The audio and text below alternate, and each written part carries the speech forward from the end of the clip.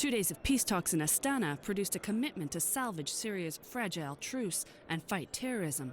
Russia, Turkey and Iran have agreed to form a trilateral commission to monitor and ensure compliance with the ceasefire between Syria's warring parties and jointly fight ISIL and al-Nusra, two terrorist groups in the country. Yet some aspects of the agreement kept the Syrian government and opposition groups from fully endorsing it. While the communique was not signed by either party, it does mark the first time that Russia, Turkey and Iran have come together on the issue of Syria, promising to flex their influence in order to maintain enough peace across Syria to bring both parties back to the negotiating table. The communique also marks the first time rebel fighters have been invited to join peace talks in Geneva.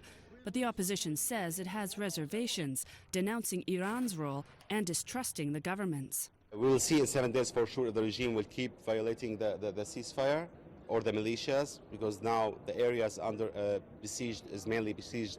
Most of the forces are Iranian-backed militias, so we are waiting to see what will happen on the ground. Meanwhile, the Syrian government declared the talks a success, yet vowed the army would continue its advance on the Wadi Barada Valley, accusing rebels there of poisoning the main water supply for Damascus. As long as there are terrorists depriving 7 million people in the capital of Damascus from drinking water, the army will continue the operations. The communique is void of details, such as how the ceasefire will be enforced or how to provide humanitarian aid.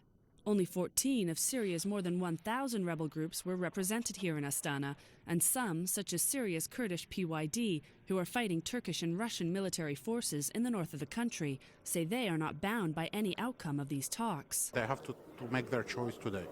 Either they will continue this war, untenable war, or they will decide to join a political track. Because starting today, we will talk about groups who attend Astana and groups who didn't attend Astana. Now we have a momentum, let's say, which is Astana and a commitment. But for these talks to prove effective on the ground, Russia, Turkey and Iran have a lot of work to do before both sides meet again in Geneva in about 2 weeks. Natalie, Carney for CGTN in Astana, Kazakhstan.